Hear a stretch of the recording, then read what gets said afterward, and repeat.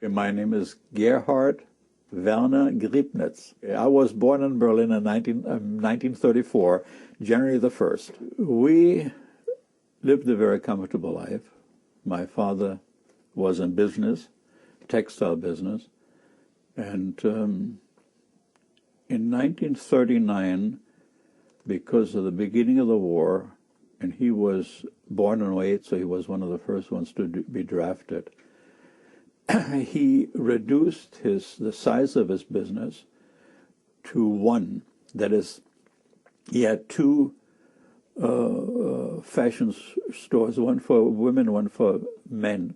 But then we moved into a different area, Kantstraße it was called. At that time it was, I would consider it upper middle class. And he reduced it to one so that my mother could alone take care of it. And he got into the army, or into the Navy actually, and he wore a strange uniform. He had it was field green with golden anchors on their lapel. And that was an absolutely strange uniform. Sometimes officers on Kurfürstendamm, which was a busy street cafe street, you may say, sort of a promenade, they would salute him. But anyway, it wasn't until much later that they were, I guess he was in Norway by that time, that they were issuing him a blue Navy uniform. But life, you asked the question, how was life? And before the war, it was fine. We had always plenty to eat. Germany was doing fine as far as I could see. Of course, some politicians saw it differently. But we had a comfortable lifestyle. He was affiliated with a Nazi party. In fact, everybody had to be, because he was a businessman. But as early as 1942, that I think is when Stalingrad took place, was it not? He one time walked through the room, and I was on the ground, on the floor, playing with something or another. And he said, well, if Stalingrad is lost, the war is lost. And of course, it proved to be true. Education is a little different than it is here. You have a basic schooling, and usually it is from 6 to 14, but that does not necessarily hold true. You can go to different schools. Like I went to a school that was called a gymnasium, which wasn't a sporting place at all. It was called Falk Real Gymnasium. And it was a school that, because I was interested in technical stuff, it was sort of a school that prepared you for technical schooling, for engineering courses, etc. And the schools were good because the teachers were unbelievably good. There was no teacher that did not have a doctorate. They were either doctors or professors. And they were very thorough in expecting a lot of you. And another thing was, we didn't have co-educational system. They had girls' schools and boys' schools. And we soon realized the benefit of it. Well, sometimes we said after the war, oh man, we wish we had a co-ed school, but we soon learned that it wasn't very good, because one time a girls' school nearby from our school partially burned, and some of the girls were sent to our school. And then, of course, there were these guys that figured, well, they had to make an impression. And it dropped the whole niveau 2 or 3 degrees. And most of us were glad when the girls went back to their school. But, here in America, of course, we have a co-educational system, which, as far as I'm concerned, is fine, except that, of course, the teaching, or the, teaching could not be, or cannot be, programmed to educate men or women. It had to be sort of a bi-educational system, which has its disadvantages. And of course, another advantage it had, we weren't pursuing girls. We didn't have time. We were concentrating on our education, which has its advantages. At 10, you became a young folk. I didn't wait. I wanted to be there, and when I was 8, I joined the young folk when I was 8, and my mother was all upset because she didn't want to, she did for a long time, but didn't want to buy me a uniform because, like I said, they were not, really into this Nazi ideology. But I insisted, and I finally got my uniform, and it was a lot of fun. It was, like I explained to you earlier, just much like Boy Scouts, except a little more militaristic. We were, of course, also being taught survival skills. We learned to march. We had to march 5 miles, and in good speed, so that when we wouldn't become of age to be joined the army, I guess we would be ready. Even at a young age, you were taught. But then it was a lot of fellowship, good times, and so forth. Now, I had some opportunities as a result of it that I probably wouldn't have had any other time. We were at that time, because of the bombing, we were sent to wherever we wanted to go. My mother took me to Dominion. She had some friends there in Pomerania. And one time, as a Hitler Youth group, we were going to Tuto, which was an army or an Air Force base. And I could sit in a Messerschmitt and a Focke-Wulf and a Heinkel bomber and all these good things, and I could just imagine myself shooting down the Yankees. And but you've seen things that you wouldn't have seen otherwise, and it was rather interesting. For youth, of course, Things have changed, of course. Today I'm not particularly interested in militarism, but at the time that was the way to go. I was relatively tall for my age, and I always hung out with older guys. So they were always 2-3 years older than I was. Even later on, much later, before I left Germany, all my buddies were older. My brother's 10 years younger, and my sister's 3.5 years older. Was she a member of the women's? Yes, BDM, Bund Deutscher Mädchen, they called it. And she was in it, but I guess we got that from our parents. We weren't very organization-oriented. Even when I was in Hitler Youth, there were times I had problems because I didn't do what they wanted me to do. In Berlin, like I was told, and we were told after the war, that German children were supposed to report their parents. Now, that may have happened in rural countries. In Berlin, it was much more cosmopolitan. We didn't have those problems. In fact, we were indoctrinated one way, that we had to obey parents, and we had to obey authorities. I mean, nobody would call a police officer a cop, or a similar slang word in German. It was, you had to be obeying the law. We were taught to use self-defense. We were taught to use weapons, how to use them, how to disassemble them, clean them, and put them together again.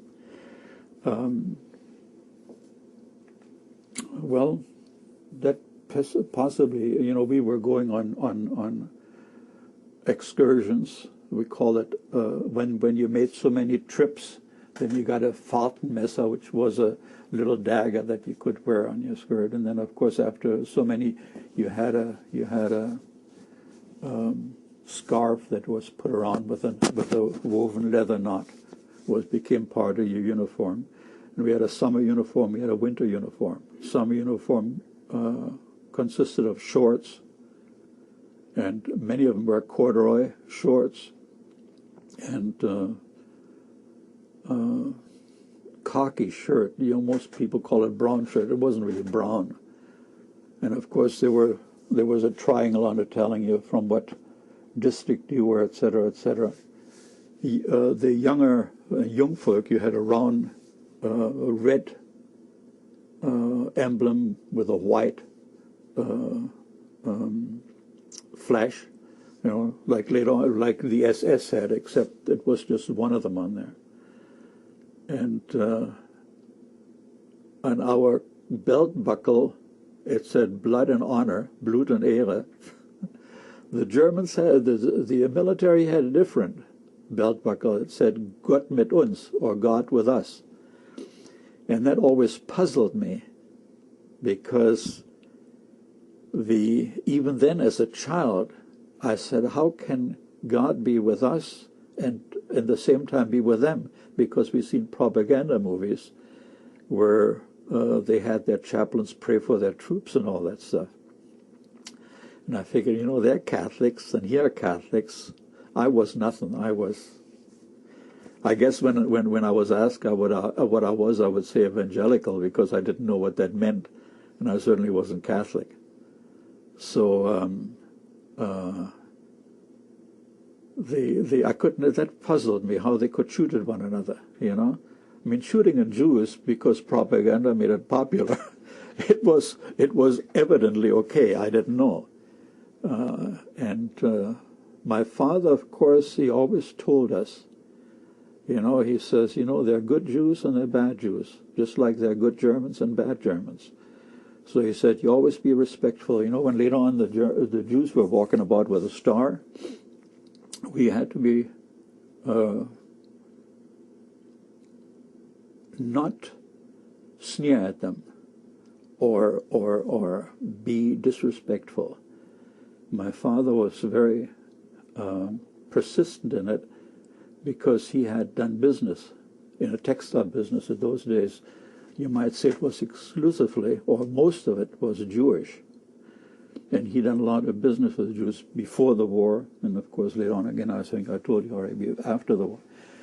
So we had to be, we were trained. And in Berlin, it wasn't such an issue, except during the Kristallnacht. I guess you heard about that. I remember I think we were in the Black Forest on vacation when we came back. And we came in on what was called the Ost-West-Achse, or one of the main drives. And my father avoided that. He says, no, let's not go. I wanted to go through and see it because they said they had parades and all that stuff. And he avoided. We went straight home. So I don't know. I only know what I later on seen on television and newsreels. What went on. But otherwise, I had never seen it, at least not in our neighborhood. Again, I said that does not necessarily mean it was a standard. But in our neighborhood, I never seen Jews mistreated. But that, like I said, I want to emphasize that that's what I experienced. I can speak for other people. To be German meant to be a citizen, be obedient to the laws, obey it, and have a profession. That was something that was stressed. To be using your education to good advantage, so that when you were done, you would be able to make a living. See, when I finished my education, I went on what they called a journeyman tour. And, of course, it wasn't called that in German. But I left Germany. I wanted a very competitive education in Europe at that time was very competitive. And being as I always hung out with older ones, see, all of those, after the war, it was somewhat difficult for Germans to travel abroad. Someone had gone to Denmark, big deal. And some had gone to Italy, which wasn't a big deal either as far as I was concerned.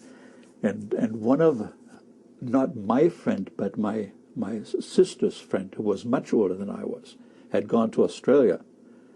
So I figured, heck with it, I'll be the first one around the world. So my plans were to I had an opportunity to go to Canada on a farm labor scheme. The Canadian government brought you to Canada to work on a farm for 1 year, and you then would be free to do what you wanted to do. And you were not permitted to take any money with you or valuables to be able to buy out. That you had to. They told you that if you would quit the farm before a year, you would have to pay $165 travel expenses from Germany to Canada. And we came over on the U.S. Harry Taylor, which was an Army transport ship. It was one of the Liberty ships. Anyway, when I got onto the farm, well, later on the farmer was, that's another story, but the rancher I worked for later on, he learned that I had studied automotive engineering. He says, can you work on my farm equipment? I said, of course I can, but not for $10 a month. That was a stipulation. They gave us $10 a month. I learned that from my dad. You wear your uniform constantly. You know, you got dressed in the morning, you wore a uniform. You got undressed in the morning, you wore your pajamas, I suppose. At school, the training was, like I earlier said, very insistent on your learning. And so you might say the ideology was highlighted for your waking hours. You know, you were, most of the teachers had, I don't know whether they done it on their own or whether they were due to their educating people. They had to be part of the Nazi Party. Whether they were really Nazis or not, I could not say. They never made it a big deal. Of course, again, that was in Berlin. You see, in smaller communities may have been altogether different. I don't know. Heute gehört uns Deutschland und morgen die ganze Welt. That was one of the songs we sang. Translated, today, ours is Germany, tomorrow we own the world. Yeah. And then, of course, they had songs that glorified the tank divisions. They had songs that, one was, hört ihr die Motoren, man, that's a long time ago, hört ihr die Motoren gegen rennen, and then bomben of England, or so, bombs and bombs onto England, and so forth and so on. Well, what we did, for an example, one Fähnchen, which was a division of the Hitler Youth, they would attack another Fähnchen, and then you would try, if you would get their flag, you would have won. If they got your flag, then you lost. So it was sometimes a little bit like a street fight, you know. Kinesthetics, training, running, marching, things of that sort. And it has, in a way, of course, looking back, it has been to my advantage. I'm 74 years old, and I'm healthier than most people that have my age. You know, I mean, it had its advantages, as any ideology. You know, I mean, if you ever read the Communist Manifesto, it sounds great, but in practice it's a bum. And the same as with Nazism. The theory may be may be good, but in practice it's nothing. Democracy, look at what happened to democracy. You know, it sounds great, but when it comes down to it, it's a crock. Well, you know, you see, let's face it. I mean, I don't know whether you notice, I'm one of Jehovah's Witnesses now. And as such, I realize that governments of this world are all lying in the power of the wicked one, of Satan. So they're all trying their best, but they can't, because man is not has not got the capacity intellectually or spiritually to be able to govern himself. You know, it's impossible. It's not that they don't try, but practice, 6,000 years of human history has demonstrated that man is not capable of ruling himself. They try, but they can't. And it doesn't matter what ideology do you follow. It's all the same. To be obedient, to be ready to stand up for your country, and to be a benefit to the nation. In other words, a producer, not to be a sluggard. There were no homeless people in Germany at the time. There were no teenage clubs where they would play music you wouldn't understand. Although I tell you, I had an interesting experience. My mother and a friend had gone to a movie, and we had a radio that was actually not permitted anymore. They wanted you to have what they call a Volksempfänger, that was sort of a Mickey Mouse radio where you could only get local stations. But we still had a telephone, we had a Schaub, we had all kinds of radios. Anyway, I one day was listening to the radio, and I was getting a station that played. I could understand. I didn't speak English at that time very well. I could understand Benny Goodman and AFN, and that stood for American Forces Network. I learned later on. So I listened to jazz every evening or every opportunity I had. But generally speaking, though, youths were disciplined to be respectful of law and of parents, at least in Berlin. Again, I heard sometimes people tell me, oh yeah, in Germany they had the kids report their parents and they have them go to concentration camp. I've never seen that. I mean, I don't know whether it's true or not. I didn't have that. My friends and we, very respectful of our parents. Self-respect. You were to walk upright, eat with fork and knife, eat properly, learn to eat properly, sit straight.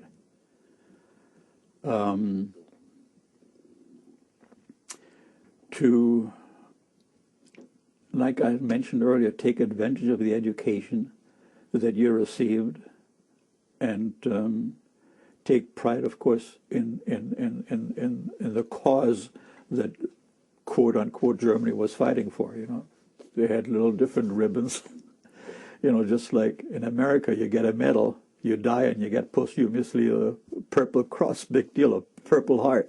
It doesn't do you any good. But the same idea was followed in Hitler Germany. I mean, you got a Kriegsverdienstkreuz, they called it, or mothers that had a lot of children had a Mutterkreuz, they call them Mother Cross. I mean, you know, the ideas are always repeated. I don't care where you go, whether it's Russia, the United States, Hitler Germany, or when it's the reward's always the same. You get a badge, another ribbon. Well, they gave you, like I said, they got you that triangular scarf that you wore with a knot, and you had a Faden knife, and you had different ribbons, and then when you were rewarded, you had black and white you had oversight over so many boys, red and white a little more, then green and black a little more, and white and red. You know, it was all. They had these I forget what they call them, cords, you know, that you wore from your shoulder patch to your button somewhere. First of all, by self-discipline, you had to know what you're doing before you could lead anybody else. And that, of course, was with the intent to train younger ones, you know, to be also self-sufficient, to be serious about the way they take care of themselves. You know, you had to be clean, you had to be, you couldn't wear long hair. You couldn't smoke as a child. There was no gum chewing. In fact, I don't think they had gum in Germany before I don't know, I can say. But there were no gum chewing. When you spoke to an individual, you looked at them into the eye. You stood straight. And when somebody was an authority, you particularly stood in attention, talking to them. And another thing that we were taught, respect for older people. In fact, when you were on the streetcar, on the subway, on a city train or anything like that, and the car was completely empty, and you sat there, and an older person came in, you had to get up thinking or giving him the opportunity to take that seat if he wanted it. So, of course, that never happened, but still, you know, you stood up. You would, when a woman walked in, you would offer her your chair. I mean, you know, it's just good manners. That was a real matter of being stressed then, as children. You know, we were taught to be respectful of older people, to be respectful of the opposite sex. And when a person of authority spoke to you, either older or in rank in the Hitler Youth, you paid attention. That's right. You would be loyal to your family. You would be loyal to authority. Loyal, of course, to the greater good of the German nation. Ultimate sacrifice. You know, this is universal. I mean, it's nothing different here than it was there.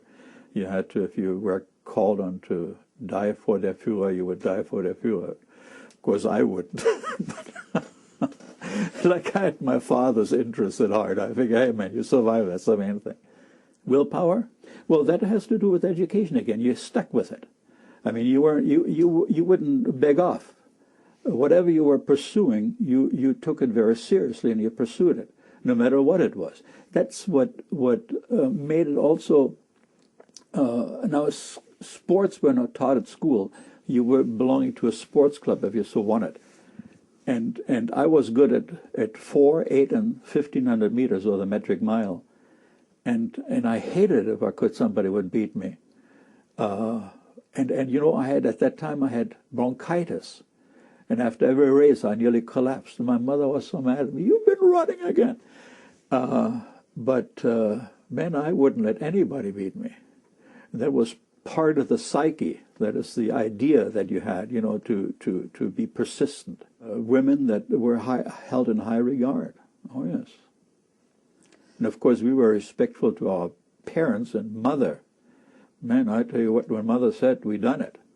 You know, it wasn't a matter of, "Oh, I don't want to clean my room." I mean, we weren't even permitted to keep our room, get our room dirty to begin with. When we played with toys, and that wasn't my family, all the kids I hung around with, we would play, and when we were done, we put them up. I mean, it was so automatic that nobody had to tell us. You know, you couldn't leave toys lying on the floor. It was impossible. You would get shot. No, I'm just kidding. Well, we were taught high moral standards. And of course, what you hear after the war, Hitler wasn't altogether moral, nor were his adjutants there. But no, we were taught to respect the opposite sex. And marriage, of course, was something that was held in high esteem.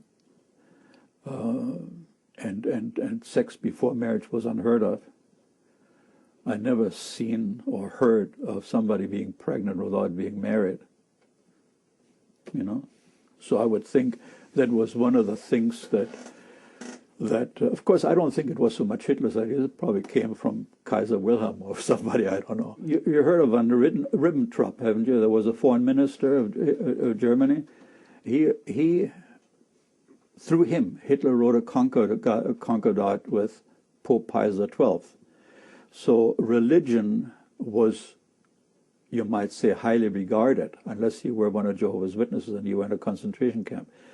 And I wasn't anything at the time. I was completely devoid of any religious feelings, and I wasn't given the idea that the organization, that is Hitler Youth or any other, had some spiritual thing. You had to go. Most people went to church. It was expected of them, but my family never did. We just didn't care. I was only in the young folk, the younger group of Hitler Youth. So I don't know what I know that the older boys were trained more severely.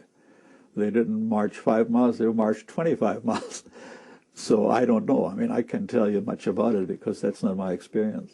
I love to go to the parade. Sometimes they had parades. But, you know, toward the end of the war, I don't know why. We were supposed to salute the flag when it was carried. And there was a small parade along Kantstrasse on the street that we were living on. And I don't know, I cannot tell you why, but my friends and I decided not to salute. And there was a woman that by today's standard you probably would call a lesbian. She got all upset and she ran after us. But of course, you know, we knew the area. We knew by that time a lot of houses were burned out and bombed out. So she hadn't had a chance to find us. And the strange thing is she was so Nazistisch, for lack of better putting it, that it was unbelievable. After the war, she was the greatest communist. And then the last I heard of her, she committed suicide. Did you ever hear Hitler speak? Yeah. Can you tell me about that, what it was like?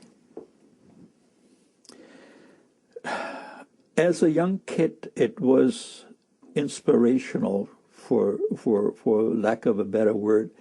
He had a very unique speaking style.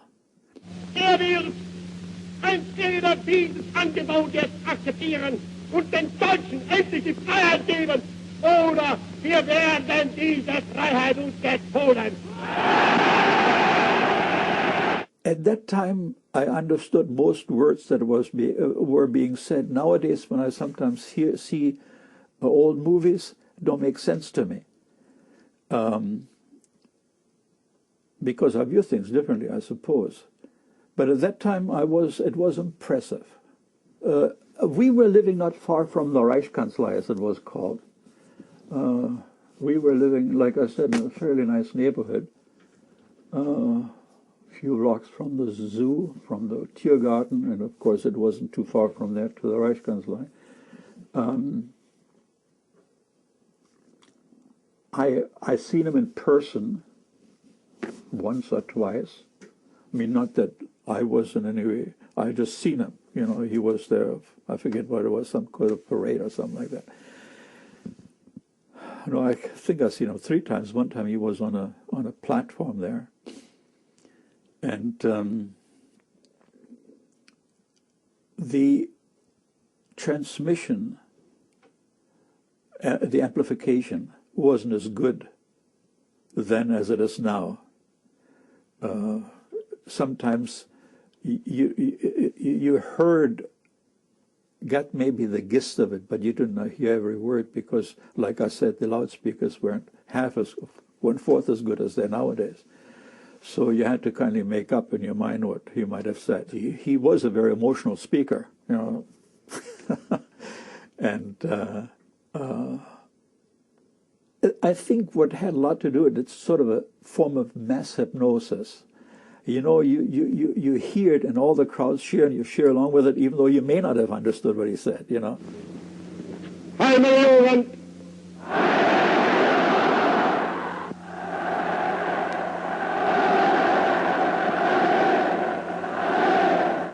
It's a weird situation, but when he spoke, he was impressive. It may be a better word than inspiring.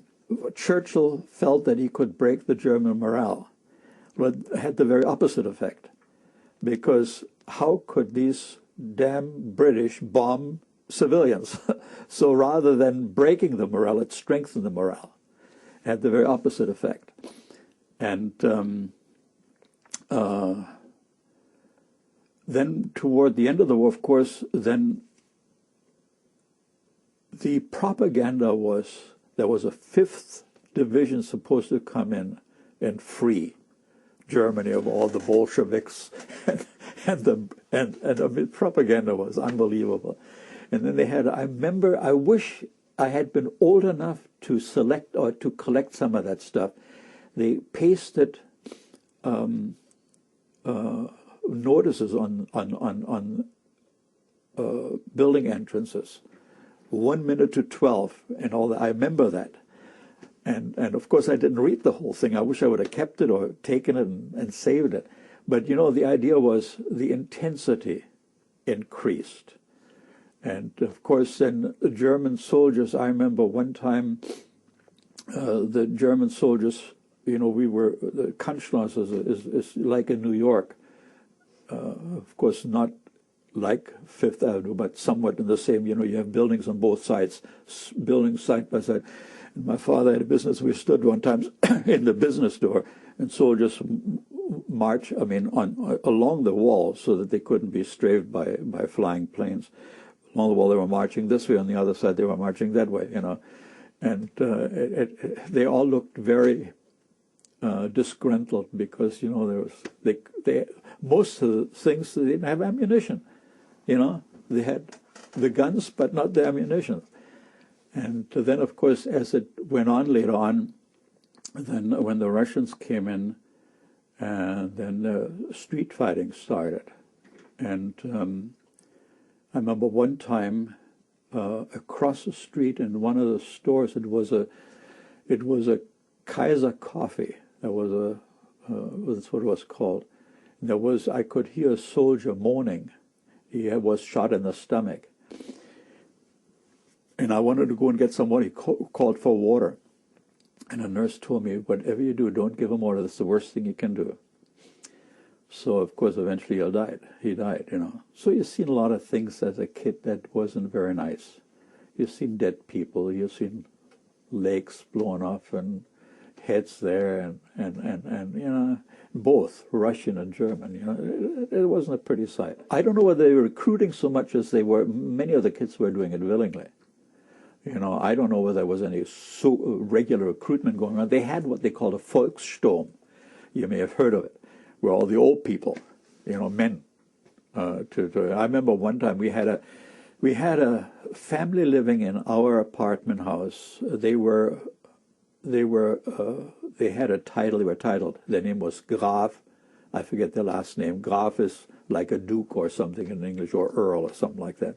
And they had two sons that were officers in the German army. Men, they looked sharp. They were fantastic. And when the war ended, there was one woman, and I remember her name because she sublet from our apartment. Her name was Papendick.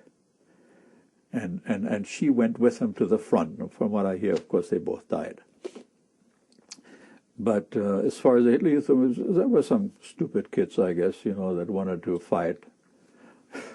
I stayed in the bunker. Again, but some people have a survival skill and others not, I guess. You know, I was amazed when my dad said, Stalingrad, end of war. I said, it's impossible. You know, after all, we're taking Poland a few months and France in a few months and so forth and so on. So it was the propaganda was very effective in Germany, very effective. They were saying that we're winning the war, you know, and they, of course, they had their war heroes. They had Captain Prien, he was a submarine commander, and they had Werner Mölders, ace, I forget how many hundred planes he shot down. And who else? Then they had one tank general that with this Tiger tank, he killed 9 Shermans in one. He shot the first one. They were coming along a mountain pass. He shot the first. No, he shot the last ones. They couldn't go back, and he shot the first one. He shot all the other ones. And you know, when you think about it, you know, in those days it was, well, great. Now you think of all the lives were lost. What stupidity, you know. But in those days it was, man, hey, look what he did. Eventually it will all be Germany. You know, we went during the war, I went to Poland, and I went to Czechoslovakia, in Prague, beautiful city. And you know, people were nice. You know, we had contact with people in both countries. My mother spoke Polish. She grew up in East Prussia, which nowadays is Poland. And during the First World War, she said they had Polish prisoners of war working on their farm. And she learned to speak Polish, and it came in real well because you remember that graph I told you about? They said that if anybody has any guns, be shot on the spot. And they found a gun in his apartment or basement or something like that, so they brought him out to shoot him. My mother pleaded with a Russian officer, and he's speaking Polish, and understand. My mother later on told me he wasn't Russian, he was Ukrainian. And evidently Polish and Ukrainian are somewhat related. So she was able to convince him that the man is a deaf mute. He didn't hear these things, which he was. His children could speak, the officers, but he was, both him and his wife both were. I remember them very well. And you might say she saved his life. And there were a few people in Germany before the war that owned cars. My father did. So he was used by the OKM, it was called, Oberkommando der Kriegsmarine. How would you translate it? High Command of the German Navy. He was used to drive the admirals through occupied territory and show him around.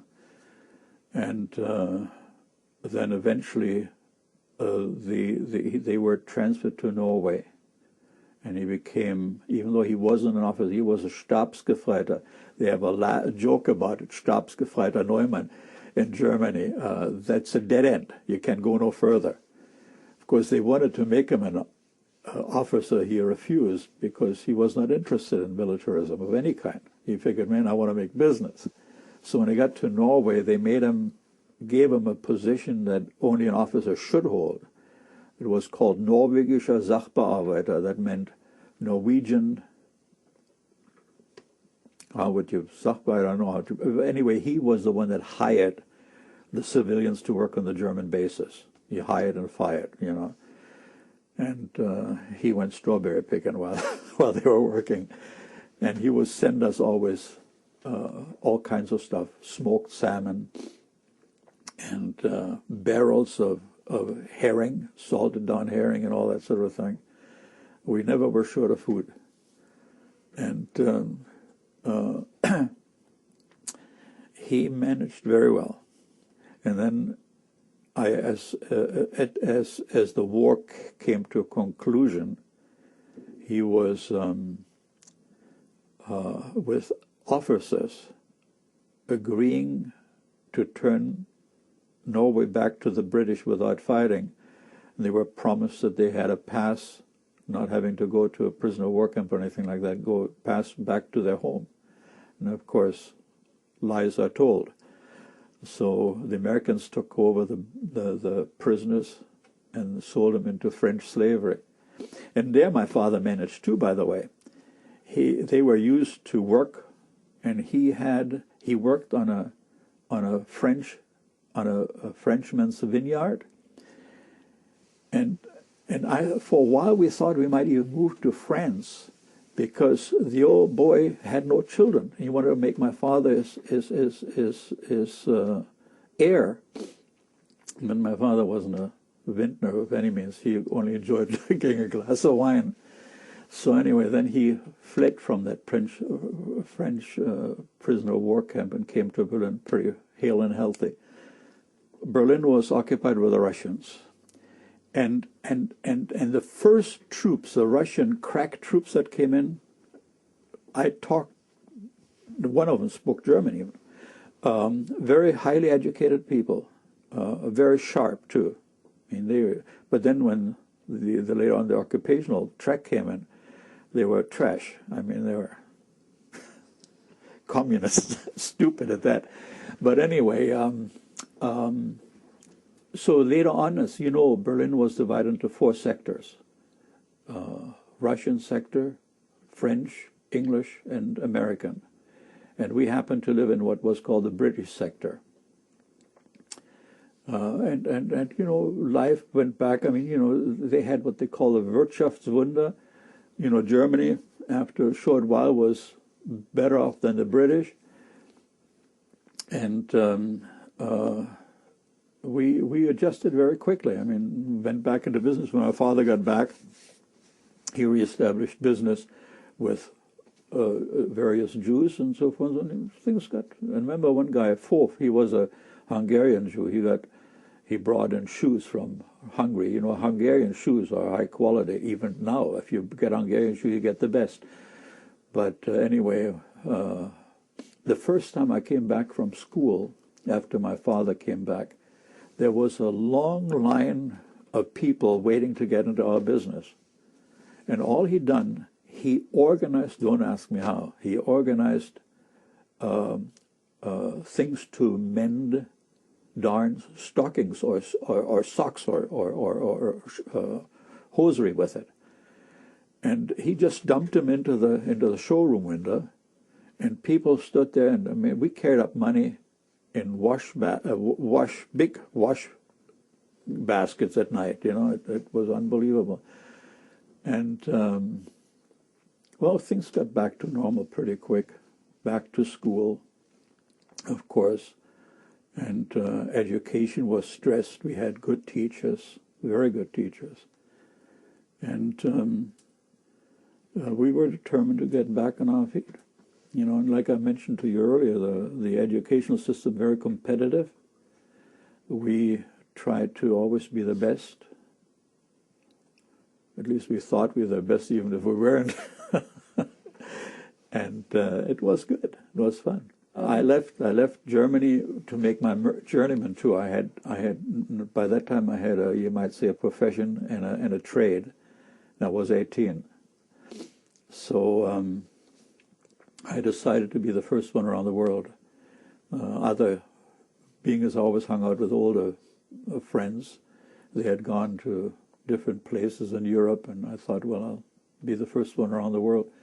So I went to Canada on a farm labor scheme. And then I went back to Toronto, and Volkswagen just began to be important. And being as I took my practical at Volkswagen, they hired me right away, and I got started working for Volkswagen again. And but I wasn't satisfied with that. At Volkswagen, everybody spoke German. And in Canada, I needed to learn English. So I went to the Imperial Bank of Canada, and I talked to the what we today call resource manager here, what they would call, I think, employment manager or something like that. And I explained to him in broken English that I wanted to learn to speak English. I worked for Volkswagen, but I wanted to work for the bank so that I could learn to speak English. And he says, you know, he says, I really respect your attitude. That's the way to go. So they put me into what they called in Canadian banks the collection department, which was really the mail department. All I was doing, opening letters and sorting them out and having them shipped to different departments. And there were a lot of English-speaking people working there. So it wasn't long before I learned to speak English. And but you know, that was not my forte. You know, I figured, hey, they can do better than that. So I started to check for engineering department firms to work with them, and that was something that was illegal, but it was done anyway.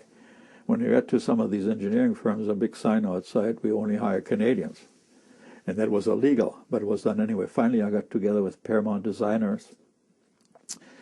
And they had two large offices, one huge office where the hiring was being done, and I showed them some of the work I had done. I had designed a flat double-head camshaft engine with desmodromic valve timing and all that stuff, and I showed him the work I'd done. He said, yeah, we'll put you over there. And so he took me to another department, and what we were doing, we were redesigning Canadian Bell. After a while, they asked me and him and some others to go to Toronto, Montreal, start a new branch, and that's what we did. And then things continued on. You know, I got to be older and wiser, and I met my wife. I was by that time as one of Jehovah's Witnesses. I was in the pioneer work, we call it, where we go into areas where there's greater need. I met my wife, they got married, had 10 children, here I am. My wife died in 1980, and I'm here, living with my son. Everything has pros and cons. The war, of course, seeing dead people lying around, all that is no fun. But altogether, I look at it as a learning experience. It has taught me a lot of things. I don't regret having gone through that, because it has taught me to think on my own 2 feet, not to rely upon propaganda of any kind. And I had the advantage of having good teachers, excellent teachers. My parents were very determined to have us grow to be independent thinkers, not to allow ourselves to be molded by the thinking of other people. And that has worked to my advantage. So altogether, I look back and say, hey, great time. You know, I mean, there were pitfalls, there were disappointments, naturally, but then where don't you have it? I mean, you have it everywhere you live.